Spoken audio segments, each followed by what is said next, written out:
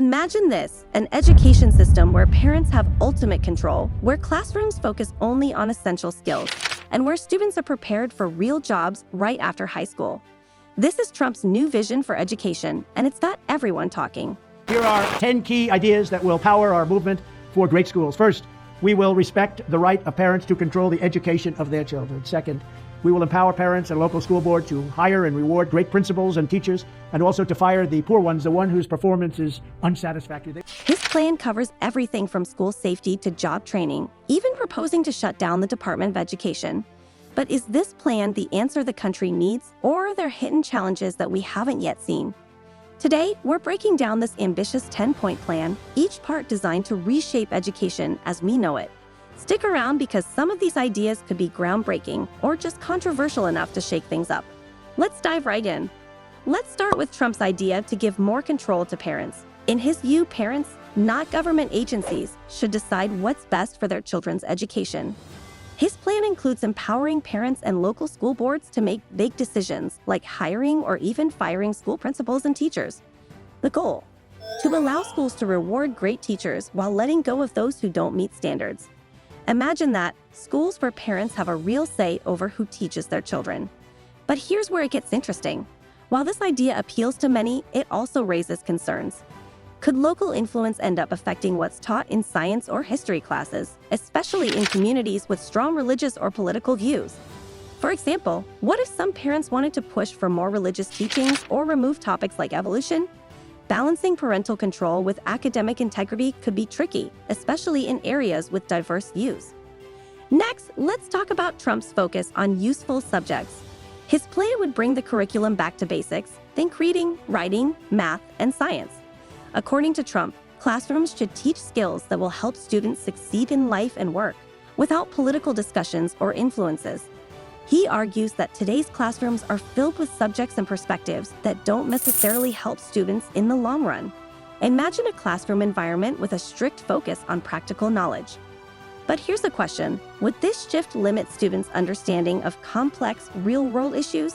Today's world is interconnected, and some people believe that students should have the chance to discuss diverse topics that help them understand different perspectives. It raises the question, can we prepare students for the future by only focusing on traditional subjects? One point that's hard to debate is Trump's stance on school safety. According to his plan, schools should be safe, secure, and drug-free, with a zero-tolerance policy for violence.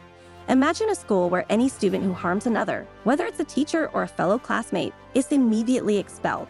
This policy could help create a safer environment where parents and students feel more secure. Trump sees it as a simple solution: no violence, no second chances. However, could this approach be too harsh for some students who might need support instead of expulsion? Imagine a student struggling with emotional issues who acts out in a moment of stress. Should the response be punishment alone, or should there also be a focus on understanding and support? It's a sensitive issue because, while everyone agrees that safety is a priority, not all cases are black and white. Trump's plan also includes giving parents the option to choose the best school for their child. This concept, often referred to as school choice, would let families move their children to different schools if they feel their local school isn't meeting their needs. Imagine a system where all parents, regardless of their background, can select the school that's best suited to their child's learning style and needs. It sounds promising, right? But there's a catch. If students start leaving certain schools, especially those in under-resourced areas, what happens to the students who stay behind? Some worry that this approach could deepen the divide between well-funded schools and those that struggle. This raises another question: will school choice help or harm the goal of equal education for all? Here's a part of the plan that a lot of people find exciting: bringing job training into high schools. Trump wants students to gain practical, real-world skills before they even graduate. Imagine students learning trades like carpentry, welding, or computer repair right in high school.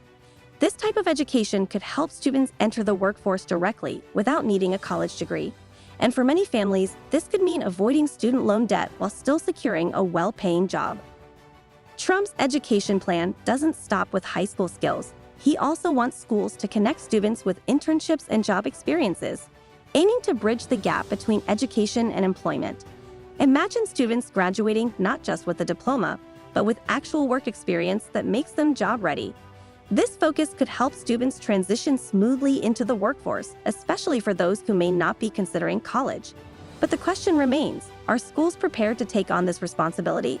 For this to work, schools would need strong partnerships with local businesses and access to career counselors who can guide students toward the right opportunities. And for students in rural areas where internships might be less available, would they have the same opportunities as those in urban centers? Another interesting point in Trump's plan is the idea that not every student needs to go to college. For decades, students have been told that college is the only path to success. But Trump's plan suggests an alternative, encouraging students to consider trades and other fields that don't require a degree. Imagine a world where students graduate from high school ready to step into stable, well-paying careers without facing massive student loan debt. However, this shift also comes with potential drawbacks. Could it lead to some students feeling pressured to choose a career too soon? And for those who might change their minds later, would they have the flexibility to pursue a different path without a college background? It's a new perspective on education, but one that challenges the traditional notion of success through higher education. Trump's education plan is ambitious, proposing sweeping changes that could alter how American students learn, work, and think about their futures. Whether you support all, some, or none of these ideas, one thing is clear. This plan will spark discussions about the role of schools, the power of parents, and the future of American education. So, what do you think? Do you see this plan as a path forward, or are there risks we need to consider?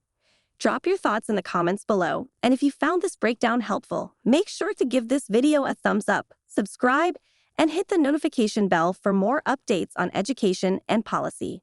Thanks for watching, and stay tuned for more insights and discussions.